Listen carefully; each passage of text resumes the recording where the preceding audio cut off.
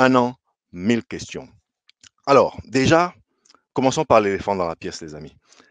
Pour beaucoup de Congolais, pour le commun des mortels, quand on parle East African Community, eh ben, on voit la force militaire, la force régionale qui, depuis quelques mois maintenant, est présente en RDC. On ne va pas se cacher avec des résultats mitigés et encore, je suis gentil, mais franchement, avec des résultats que tout le monde peut observer, du moins jusque-là. Et donc, ce serait vraiment un euphémisme d'un part que de dire que la population n'est pas du tout impressionnée par ce qui se passe.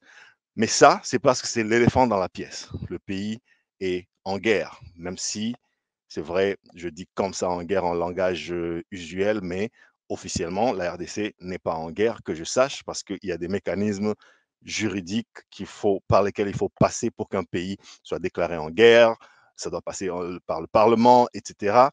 Les juristes pourront en parler mieux que moi.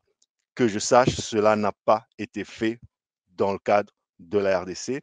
Donc, je vais m'en tenir au vocabulaire officiel qui est celui de l'agression. Le pays est agressé.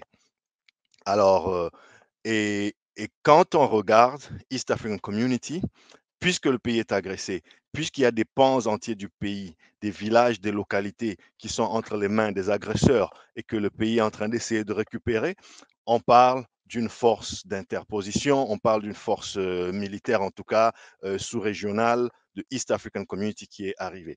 Donc vous verrez que depuis plusieurs mois, tous les débats sont concentrés sur cette force militaire.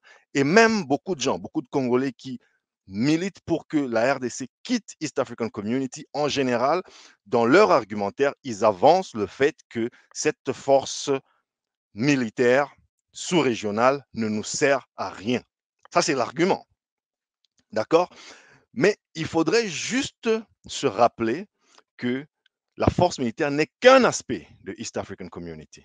D'ailleurs, quand la RDC y adhérait, c'est-à-dire il y a exactement un an, il n'y avait pas encore vraiment besoin de cette force militaire parce que les groupes rebelles M23 et leurs sponsors bien connus ne nous avaient pas encore officiellement agressés. Donc Bounaga n'en était pas encore tombé, etc. Tout le monde au Congo sait de quoi nous parlons. Donc, ici, aujourd'hui, on accélère un peu le film. 12 mois après, il y a des zones congolaises qui sont occupées et donc on est dans un cas d'agression.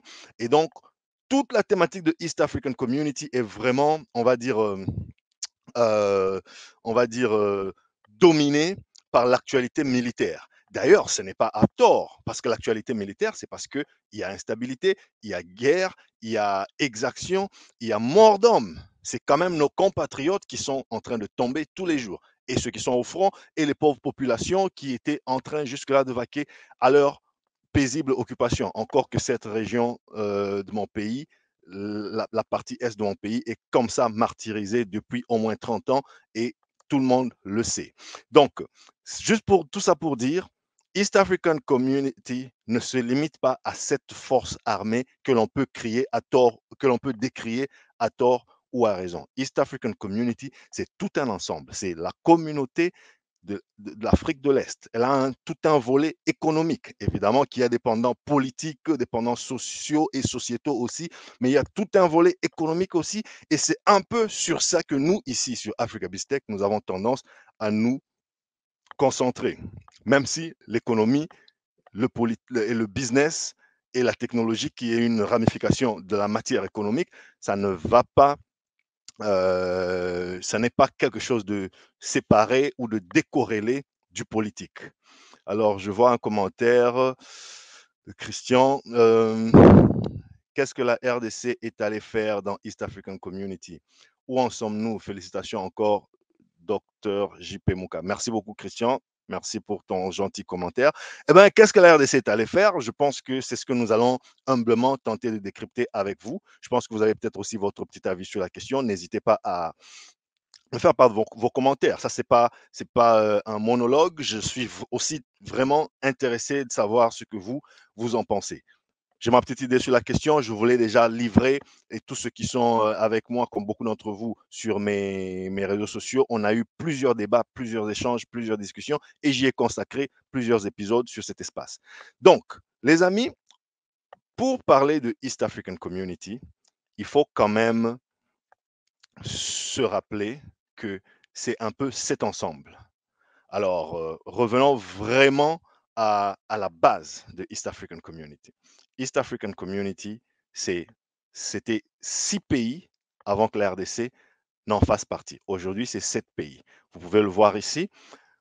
Il y a déjà d'abord les pays fondateurs, disons, de cette union qui sont l'Ouganda, le Kenya et la Tanzanie. On en a déjà parlé ici, mais je fais quand même ce petit récapitulatif. Ça nous remet dans le contexte, les amis. C'est ils sont, et là, si vous pouvez voir cette image, ils sont membres depuis 2000. Mais ça, c'est quand ils sont revenus. Parce que l'idée elle-même, le projet, c'est un projet qui date depuis la fin des indépendances.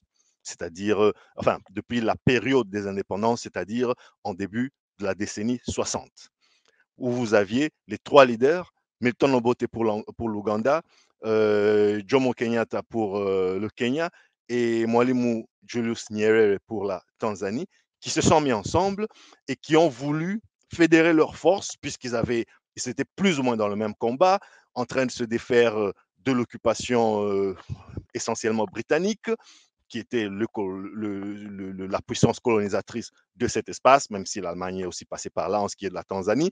Mais en ce moment-là, c'était vraiment dans un élan de libération, dans un élan post-colonial. Et ils ont jugé bon à l'époque de, de se fédérer. D'ailleurs, vous verrez, si vous vous documentez un peu sur le dossier, que même entre eux, ça n'allait pas toujours bien, ils s'entendaient pas toujours bien, ça n'était pas toujours avec les mêmes ambitions qu'ils recherchaient cette fédération-là. On va s'épargner toutes ces tournures et tous ces détails aujourd'hui, juste pour se dire que, OK, au moins dans les mots, au moins dans les paroles, il y avait cette intention de former la East African Community en tant qu'ensemble régional ou sous-régional plutôt, que ces 3 pays-ci se sont engagés à former. Par après, et puis voilà, il y a eu dans l'histoire comme ça, à un moment, ça s'est arrêté, je pense pendant pratiquement dans les années 70, ça s'est arrêté. Bref, pour revenir, donc il y a eu des arrêts, et puis ils ont rouvert, et puis arrêté. Donc c'est assez bien documenté comme ça, vous pouvez vous documenter là-dessus. C'est important, les amis, c'est important de savoir d'où on vient avec cette histoire. Parce que aujourd'hui, ou plutôt hier, en 2022, la RDC va rentrer dans cette affaire, et vous me posez la question, comme mon ami Christian qui dit tout à l'heure, qu'est-ce qu'on est allé chercher là-dedans? Il faut déjà comprendre d'où on vient avec cette affaire. Donc, après plusieurs atermoiements, en 2000, ces États, ces 3 États, Kenya, Ouganda, Tanzanie, se sont remis ensemble pour refaire la communauté est-africaine telle que nous la connaissons aujourd'hui. Et puis, 7 ans plus tard, 2007, le Rwanda rejoint, le Burundi rejoint.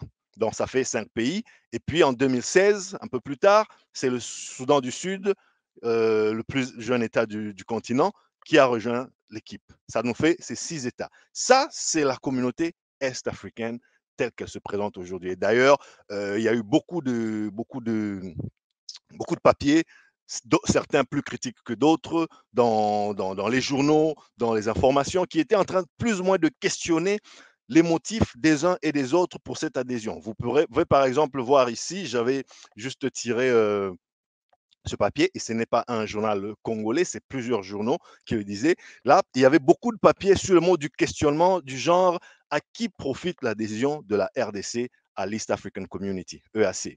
Et ici, vous verrez par exemple que je vous ai souligné ou je vous ai encadré un petit paragraphe ou une ligne qui faisait tiquer et qui m'avait moi aussi fait tiquer. Leur, allez, je vous la lis très rapidement. Un seul peuple, une seule destinée. C'est la devise de la communauté d'Afrique de l'Est, plus connue sous son acronyme anglais East African Community. Un seul peuple, une seule destinée. Est-ce que vous l'entendez, les amis? Est-ce que vous vous rendez compte? Un seul peuple, une seule destinée. Ça, c'est leur slogan. Ça, c'est leur idéal. Donc, tout ça, c'est à mettre en compte lorsqu'on parle de East African Community en tant que Congolais. Moi, je me mets dans ma peau de Congolais quand je parle de ceci. Je ne sais pas si vous considérez que vous, les Tanzaniens, les Ougandais et tous ces autres pays qui font partie de ces, vous formez un seul peuple avec une seule destinée. Je n'ai pas l'impression que ce soit le cas. Mais ça, je vous sors, c'est leur slogan à eux. C'est pas un slogan que moi je vous invite, que je vous invente là.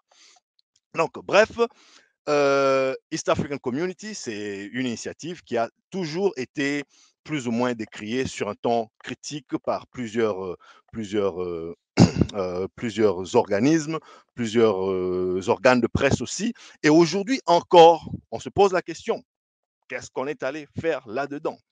Donc,